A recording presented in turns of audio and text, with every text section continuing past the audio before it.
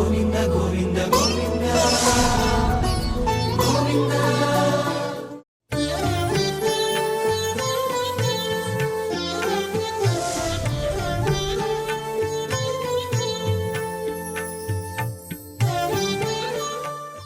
ఓం నమో వెంకటేశాయ. నారాయణం నమస్కృత్య నరం చైవ నరోత్తమం దేవీం సరస్వతీం వ్యాసం తతో జయముదీరయేత్. మహాభారతాంతర్గతంగా ఉద్యోగ పర్వ అనే అంశాన్ని మనం అధ్యయనం చేసుకుంటూ ఉన్నాం. అందులో భాగంగా 7వ అధ్యాయాన్ని మనం ఇప్పుడు చెప్పుకుంటూ ఉన్నాం. నిన్నటి రోజు మనం చెప్పుకున్న శ్లోకాన్ని ఒకసారి స్మరణ చేస్తూ మరొక శ్లోకంలోకి వెడదాం. ప్రవారణంతు బాలానాం పూర్వం కార్యమితి శృతి తస్మాత్ ప్రవారణం పూర్వం అర్హః పార్థో ధనంజయ. ముందు వచ్చినటువంటి వారికి మనము సహాయం చేయవలే అనేది శృతి సమ్మతమై ఉన్నది. కాబట్టి ముందు వచ్చినటువంటి వాడు నువ్వైనా, నేను చూసినది అర్జునుడిని కాబట్టి అర్జునుడే ముందుగా కోరుకోవడానికి అర్హుడు అనే అంశాన్ని కృష్ణ పరమాత్మ చెప్తూ ఉన్నాడు ఆయన. అనంతరం ఉభయో సమానం అని చెప్పారు కదా, ఇరువురికి సమానమైనటువంటి ధర్మాన్ని చేస్తాను అంటే ఎవరి యందు పక్షపాత బుద్ధి లేదు, ఇరువురికి సమత్వమే, నా దగ్గర నుంచి ఉపకారము ఇరువురికి సమానమే అనే అభిప్రాయం చెబుతూ అనంతర శ్లోకాన్ని ఆయన ఉపదేశం చేస్తూ ఉన్నారు.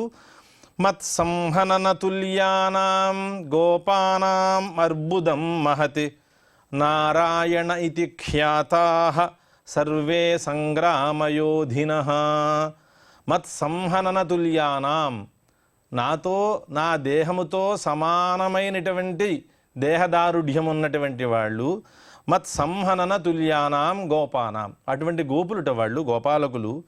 అర్బుదం మహత్, ఎంతమంది ఉన్నారు అంటే 1,00,000 మంది ఉన్నారట వాళ్ళు. అట్లా వాళ్ళకు ఉన్న పేర్లు ఏమిటి అంటే నారాయణ ఇతి ఖ్యాతాః, నారాయణుడు అనేటువంటి పేరుతోటి పిలవబడుతూ ఉంటారు వారందరూ కూడా. సర్వే సంగ్రామయోధినః, వాళ్ళంతా కూడా సంగ్రామంలో యుద్ధ వీరులు మాట. యుద్ధంలో ప్రవేశించాక వాళ్ళ పరాక్రమం ఎట్లా ఉంటుంది అంటే ఎవరి శక్యం కానిటువంటి పరాక్రమం వారిది. సర్వే సంగ్రామయోధినః తే వా యుధి దురాధర్షాః భవంత్వేకస్య సైనికాః అయుధ్యమానః సంగ్రామే న్యస్తశస్త్రోహమేకతః. ఆయన స్వవిషయాన్ని చెబుతూ ఉన్నారు. ఆయన ఏ విధంగా ప్రకటన చేస్తున్నారంటే వారి అభిప్రాయాన్ని, యుధి దురాధర్షాః భవంతు ఏకస్య సైనికాః, ఒకరికైతే యుద్ధంలో దురాధర్షాః వీళ్ళంతా అంటే వాళ్ళని స్పర్శించడానికి కూడా శక్యం కానిటువంటి వాళ్ళంతా ఆ సైనికులు. అంటే ఈ నారాయణ ఇతి ఖ్యాతః అని చెప్పినటువంటి వారు ఎవరైతే ఉన్నారో వాళ్ళంతా దురాధర్షాః, అటువంటి సైనికులు ఏకస్య ఒక పక్షంలో ఉంటారు. అలాగే అయుధ్యమానః సంగ్రామే న్యస్తశస్త్రః అహం ఏకతః, నేను ఒక పక్షంలో ఉంటాను. అంటే ఎవరైతే నా దేహ సమానులైనటువంటి వారు ఎవరైతే కోరుకుంటారో వారంతా ఒక పక్కన ఉంటారు. వారు ఎవరు కోరుకుంటే వారు. నేను ఎలా ఉన్నాను అంటే అయుధ్యమానః, నేను ఏమాత్రము యుద్ధం చేయను, అలాగే శస్త్రాన్ని పట్టను, అస్త్రశస్త్రములు ఏమీ నా దగ్గర లేవు. న్యస్తశస్త్రః అహమేకతః, నేను ఒక పక్కన ఉంటాను. ఇప్పుడు ఈ విభాగం చేశాను కాబట్టి ఈ విభాగం ద్వారా ఎవరు ఏది కోరుకుంటారో కోరుకోండి, దాన్ని బట్టి నేను వారిరువురికి సమానంగా నేను పంచుతాను ఆ అంశాన్ని అన్నారు ఆయన. ఆభ్యామన్యతరం పార్థ యత్తే హృద్యతరం మతం తద్వృణీతాం భవానగ్రే ప్రవార్యస్త్వం హి ధర్మతః అని చెప్పిన తర్వాత ఎవరు కోరుకోవాలి ముందు అంటే స్వేచ్ఛగా ఎవరి కోరికను వారు స్వేచ్ఛగా చెప్పడం కాకుండా అందులో ధర్మాన్ని అనుసరించి ఎవరు ముందు కోరుకోవాలి అనే నియమాన్ని కూడా చేశారు ఆయన. ఆభ్యామన్యతరం పార్థ, నేను చెప్పినటువంటి 2 అంశాలు మీ ముందు ప్రవేశపెట్టాను కదా, ఇందులో మీకు ఏది కావాలి? ఆభ్యామన్యతరం పార్థ అని సంబోధన చేస్తూ పార్థాన్ని సంబోధన చేయడం ద్వారా అతనికే ముందు అవకాశం ఇస్తూ ఆ సంబోధన చేశాడు ఆయన. నేను చెప్పినటువంటి 2 అంశాల్లో నీకు ఏ అంశం కావాలి? హృద్యతరం మతం, నీకు ఏది మిక్కిలి ఇష్టమవుతుందో, మనస్సుకి ఏది నీకు హితవో, ఏది మిక్కిలి ఇష్టమో దాన్ని మాత్రం తద్వృణీతాం, దాన్ని నువ్వు కోరుకో. అలాగే భవానగ్రే ప్రవార్య, నువ్వే మొట్టమొదట కోరుకోదగిన వాడివి. త్వం హి ధర్మతః, అంటే ధర్మాంశాన్ని తీసుకుంటే ధర్మబద్ధంగా అయితే మొదట నువ్వే కోరుకోవాలి. ఇంచేదంటే మొట్టమొదట నేను చూసింది నిన్నే కాబట్టి. అనంతరం ఏవ ముక్తస్తు కృష్ణేన కుంతీపుత్రో ధనంజయః అయుధ్యమానం సంగ్రామే వరయామాస కేశవం. కృష్ణుడు ఈ విధంగా చెప్పాడు, ఇరువురు విన్నారు. కుంతీపుత్ర ధనంజయ, అర్జునుడు విన్నాడు. ఆయన మరి ఏం కోరుకున్నాడు అంటే అయుధ్యమానం సంగ్రామే వర్తయామాస కేశవం, కృష్ణుడు నా పక్షాన ఉండాలని కోరుకున్నాడు. ఆయన నువ్వు యుద్ధం చేయక్కర్లేదు, నువ్వు న్యస్తశస్త్రుడివే, నాకైనా ఇబ్బంది లేదు, నువ్వు నా పక్షానుంటే చాలు అని పార్థివుడు కోరుకున్నాడు. ఆయన అయుధ్యమానం సంగ్రామే వర్తయామాస కేశవం ఏవ ముక్తస్తు కృష్ణేన కుంతీపుత్రో ధనంజయః అయుధ్యమానం సంగ్రామే వర్తయామాస కేశవం. నారాయణమమిత్రఘ్నం కామాజ్జాతమజం నృషు సర్వక్షత్రస్య పురతః దేవదానవయోరపి. వైశంపాయనుడు ఇలా అన్నట్ట, జనమేజయ, కృష్ణుడు ఇలా అనగానే యుద్ధంలో ఆయుధం ధరించనున్నప్పటికీ కూడా శ్రీమన్నారాయణుడు దుష్ట సంహారుడు. ఇదే ప్రధానాంశములు. అందుకే ఈ శ్లోకంలో నారాయణమమిత్రఘ్నం అంటే శత్రువులందరినీ కూడా సంహరించేటువంటి శక్తి సంపన్నుడు ఆయన మహానుభావుడు నారాయణుడు. కామాజ్జాతం అజం, ఆయన స్వతసిద్ధంగా పుట్టుక లేనివాడు, కానీ ఒక అవతార వైభవం. ఇది కృష్ణ పరమాత్మ ధర్మాన్ని రక్షణం చేయడం కోసం ఆవిర్భవించాడు కాబట్టి ధర్మరక్షణ అనేది ప్రధానమైనటువంటి కోరికతో పుట్టినటువంటి అవతారం అది. కామాజ్జాతమజం ఋషు, అది మనుషులలో పుట్టాడు ఆయన. సర్వక్షత్రస్య పురతః దేవదానవయోరపి, వీరందరినీ కూడా క్షత్రియ జాతి మించి అలాగే దేవదానవులను మించి ఈయన మానవ జన్మను పొందాడు కాబట్టి ఈయన యొక్క ఈ విశేష గుణాలన్నీ కూడా అర్జునుడికి తెలుసు కాబట్టి ఆయన్ని మాత్రమే కోరుకున్నాడు. ఈయన ఈ దగ్గర ఉంటే సర్వాన్ని జయించినట్లే అనేటటువంటి జ్ఞానం అర్జునుడికి ఉన్నది, దుర్యోధనుడికి లేదు కాబట్టి ఆయన్ని కోరుకోలేకపోయాడు ఆయన. దుర్యోధనస్తు తత్సైన్యం సర్వమావరయత్ సదా సహస్రాణం సహస్రంతు యోధానాం ప్రాప్య భారత. చెప్తున్నాడు వైశంపాయనుడు జనమేజయుడికి. దుర్యోధనుడు ఏం చేశాడంటే తత్సైన్యం ఏదైతే ఉన్నదో, అంటే కృష్ణ పరమాత్మ ద్వారా సంగృహీతమైనటువంటి సైన్యం ఏదైతే ఉందో, నారాయణులు ఎవరైతే ఉన్నారో వారందరి దగ్గరికి ఇలా ఆవరించేసేట, మొత్తం ఇలా దగ్గరగా వెళ్ళిపోయాడు మొత్తం అందరి దగ్గరికి కూడా. సర్వమావరయత్ తదా సహస్రాణం సహస్రంతు, ఎంతమంది ఉన్నారు వాళ్ళు? 1,00,000 మంది. సహస్రాణం సహస్రంతు యోధానాం ప్రాప్య భారత, అటువంటి సహస్రాణం సహస్రం 1,00,000 మందిని సైన్యాన్ని పొందేట దుర్యోధనుడు. ఎవరు? కృష్ణ పరమాత్మ వద్దు అనుకుని ఇంతమంది సైన్యం ఉంది కాబట్టి ఇంతమంది సైన్యం ద్వారా మనము ఈ యుద్ధాన్ని నెగ్గగలుగుతాము, కృష్ణ పరమాత్మే సాక్షాత్తు నాకు ఉపకారం చేశాడు అనేటటువంటి అభిప్రాయంతో ఉన్నాడు తప్పితే సాక్షాత్ కృష్ణ పరమాత్మ తనతో ఉంటే ఈ విజయం కలుగుతుంది అనే ఆలోచన దుర్యోధనుడికి లేదు కాబట్టి ఆయన్ని విస్మరించాడు ఆయన. దుర్యోధనస్తు తత్సైన్యం సర్వమావరయత్తదా సహస్రాణం సహస్రంతు యోధానాం ప్రాప్య భారత.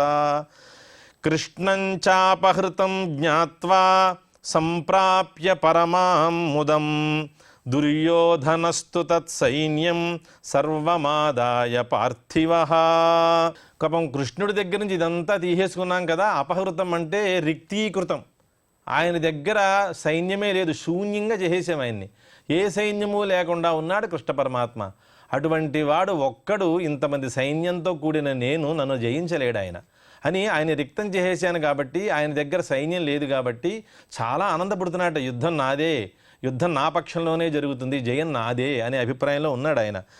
కృష్ణం చాపహృతం జ్ఞాత్వా సంప్రాప్య పరమాం ముదం దుర్యోధనస్తు తత్సైన్యం సర్వమాదాయ పార్థివ. ఆ మొత్తం అంతా సైన్యాన్ని తీసేసుకున్నాడు, దగ్గర పెట్టుకున్నాడు ఆయన మొత్తం. ఇలా సైన్యాన్ని దగ్గర పెట్టుకోవడంతో పాటు కృష్ణుడి దగ్గర సైన్యం లేదు కాబట్టి యుద్ధంలో జయం నాకే అనేటువంటి అభిప్రాయం కూడా ఆయన మనస్సులో ఉన్నది.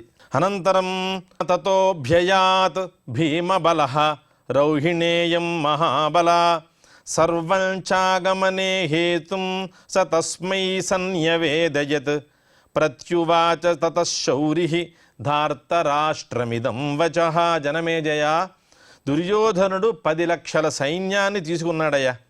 కృష్ణుని పాండవులు కోరుకున్నందుకు సంతోషించాడు ఆయన.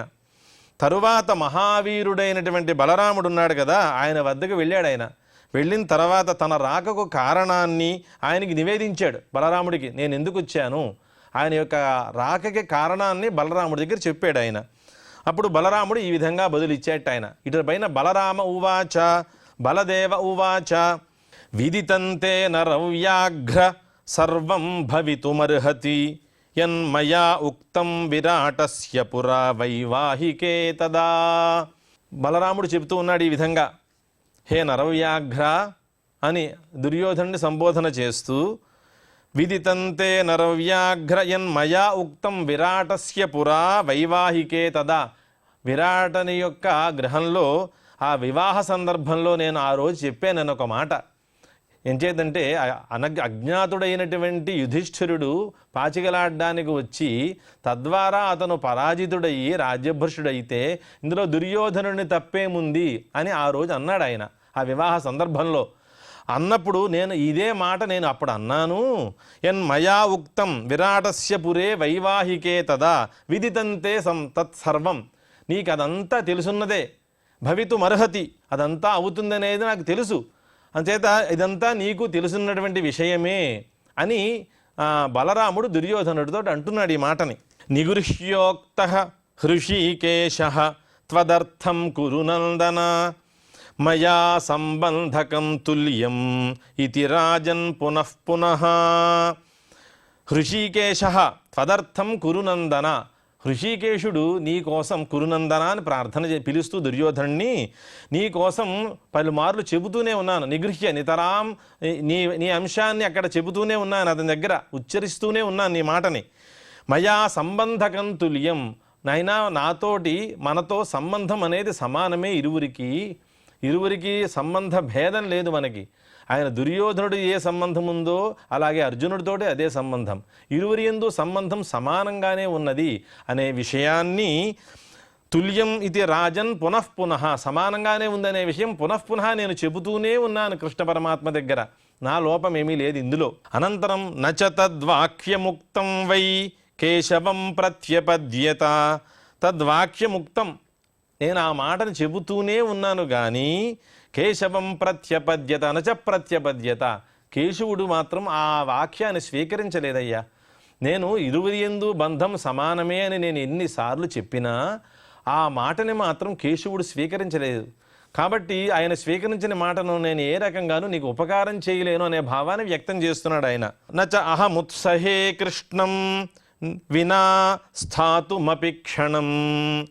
కృష్ణుడు లేనటువంటి ఒక క్షణాన్ని కూడా నేను భరించలేను. ఇంచేత ఎప్పుడైతే నీ స్థానంలో నీ పక్షంలో దుర్యోధనుడికి పక్షంలో కృష్ణ పరమాత్మ ఉండడో, కృష్ణ పరమాత్మ లేనిటువంటి ఆ స్థానంలో నేను ఉండను, అతను లేని ఒక క్షణాన్ని కూడా నేను భరించలేను అని పాపం భ్రాతృ సోదర యందు ఉండేటువంటి ప్రేమను వ్యక్తీకరిస్తున్నాడు ఆయన. నచాహముత్సహే కృష్ణం వినా స్థాతుమపి క్షణం నిగృహ్యోక్తో హృషీకేశ త్వదర్థం కురునందన మయా సంబంధకం తుల్యం ఇతి రాజన్ పునః పునః. నచ తద్వాక్యముక్తం వై కేశవం ప్రత్యపద్యత నచాహముత్సహే కృష్ణం వినా స్థాతుమపి క్షణం. నాహం సహాయః పార్థస్య నాపి దుర్యోధనస్య వై ఇతి మే నిశ్చితా బుద్ధి వాసుదేవమవేక్ష్య. వాసుదేవుణ్ణి చూసిన తర్వాత, వాసుదేవుడి యొక్క మనస్సును గమనించిన తర్వాత, నాహం సహాయ పార్థస్య, పార్థుడికి నేను సహాయం చేయలేను, దుర్యోధనుడికి సహాయం చేయలేను, ఇరువురికి నేను మాత్రం ఏ రకమైన సహాయం నా ద్వారా ఉండదు అని ఇతిమే నిశ్చిత బుద్ధి. నాకు ఒక నిశ్చయమైనటువంటి బుద్ధి ఉన్నది ఈ అంశంలో, నేను ఇరువురికి ఉపకారం చేయలేను అనేటటువంటి ఒక బుద్ధి, నిశ్చయమైన బుద్ధి నాకు ఉన్నది. జాతోసి భారతే వంశే సర్వపార్థివ పూజితే గచ్చ యుధ్యస్వ ధర్మేణ క్షాత్రేణ పురుషర్షభా. ఈ మాట చెప్పిన తర్వాత దుర్యోధనుడికి ఒక బలాన్ని చేకూరుస్తున్నాడు ఈ శ్లోకం ద్వారా. జాతోసి భారతే వంశే, భారత వంశంలో జన్మించావయ్యా నువ్వు. సర్వపార్థివ పూజితే, అనేక మంది రాజుల చేత పూజింపబడుతూ ఉన్నావు, కొనియాడబడుతూ ఉన్నావు. గచ్చ యుధ్యస్వ, యుద్ధార్థం గచ్చ వెళ్ళు నువ్వు. అది కూడా ధర్మేణ క్షాత్రేణ, క్షత్రధర్మం అనేది యుద్ధమే కాబట్టి ఆ యుద్ధార్థం నువ్వు వెళ్ళు పురుషర్షభ. వైశంపాయన ఉవాచ ఇత్యేవ ముక్తస్తు తదా పరిష్వజ్య హలాయుధం కృష్ణం చాపహృతం జ్ఞాత్వా యుద్ధాన్మేనే జితం జయం. ఇలా చెప్పిన మరుక్షణము ఆయన ఏం చేసేట, హలాయుధుడిని కౌగిలించుకున్నాడు పాపం ఆయన. అంటే చాలా అనుకూలమైనటువంటి మాటను చెప్పాడు కదా, నువ్వు వెళ్ళి యుద్ధం చెయ్యి, క్షత్రధర్మమే యుద్ధము కాబట్టి నువ్వు వెళ్ళి యుద్ధం చెయ్యి, నీకు జయం కలుగుతుంది అనే అభిప్రాయాన్ని బయటికి చెప్పకుండా మనస్సులో భావాన్ని మాత్రం వ్యక్తీకరించాడు ఈ శ్లోకం ద్వారా, ఈ పదాల ద్వారా ఆయన. ఇత్యేవ ముక్తస్తు తదా పరిష్వజ్య హలాయుధం, హలాయుధుడిని ఒక్కసారి అలా పరిష్వంగనం చేసుకున్నాడు ఆయన.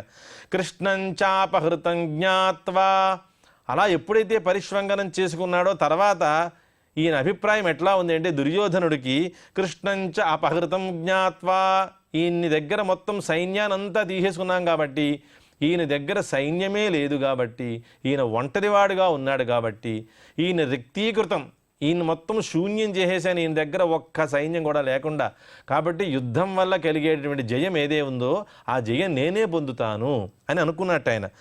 జ్ఞాత్వా యుద్ధాన్మేనే జితం జయం. సోభ్యయాత్ కృతవర్మాణం ధృతరాష్ట్రసుతో నృపః కృతవర్మా దదౌ తస్య సేనామక్షౌహిణీం తదా. సహ అభ్యయాత్ కృతవర్మాణం, అక్కడ అయిపోయిన తర్వాత బలరాముడితోటి సందేశం అయిపోయింది. బలరాముడు నేను నీకు ఉపకారం చేయలేనని చెప్పాడు, కానీ యుద్ధార్థం గచ్చా అనే ఒక ధైర్యాన్ని ఇచ్చాడు. ఆ ధైర్యాన్ని తీసుకుని ఆయన కృతవర్మ దగ్గరికి బయలుదేరి వెళ్ళాడు ఆయన. సోభ్యయాత్ కృతవర్మాణం ధృతరాష్ట్రసుతో నృపః కృతవర్మా దదౌ తస్య సేనాం అక్షౌహిణీం తదా. ఆయన దగ్గరికి వెళ్ళినందుకు ఆయన కృతవర్మ ఏం చేశాడు అంటే అక్షౌహిణీ సేనని ఆయనకి ఇచ్చాట. అంటే 2,18,700 సైన్యాన్ని ఆయనకి అప్పగించాడు ఆయన. కృతవర్మా దదౌ తస్య సేనామక్షౌహిణీం తదా. సతేన సర్వసైన్యేన భీమేన కురునందనః వృతః పరియయో హృష్టః సుహృదః సంప్రహర్షయన్. సతేన సర్వసైన్యేన భీమేన కురునందనః వృతః పరియయో హృష్టః సుహృదః సంప్రహర్షయన్. ఎప్పుడైతే ఇంత అక్షౌహిణీ సేనను తీసుకున్నాడో చాలా ఆనందాన్ని పొంది ఉన్నాడు ఆయన. సర్వసైన్యేన భీమేన, అది భయంకరమైన సైన్యం అది. భీమేన సర్వసైన్యేన కురునందనః వృతః పరియయౌ, వీటన్నిటితోటి కూర్చి ఉన్నాడు ఈయన. పరియయో హృష్ట, ఇవన్నీ తీసుకుని వెళ్ళిపోయేట ఆయన. ఎలా ఉన్నాడు ఆయన, ఆయన స్వభావం ఎలా ఉంది, ఇంత సైన్యాన్ని పొందినవాడు కాబట్టి, ఇంత సైన్యాన్ని పొందినటువంటి వాడి యొక్క మనస్సు ఎట్లా ఉన్నది, హృష్ట, చాలా ఆనందంతో ఉన్నట. సుహృద, గొప్ప మనస్సు ఆనందాన్ని పొందుతూ ఉన్నది. అనంతరం సంప్రహర్షయన్, మిక్కిలి మోదాన్ని హర్షాన్ని పొందుతూ ఉన్నట్ట. ఇంతటి హర్షాన్ని పొందుతూ ఈ విధంగా ఈయనిచ్చినటువంటి సైన్యాన్ని తీసుకుని ఆనందంగా వెళ్ళిపోయాడు ఈయన. తతః పీతాంబరధరః జగత్స్రష్టా జనార్దనః గతే దుర్యోధనే కృష్ణః కిరీటినమథాబ్రవీత్ అయుధ్యమానః కాం బుద్ధిం ఆస్థాయ అహం వృతస్త్వయా.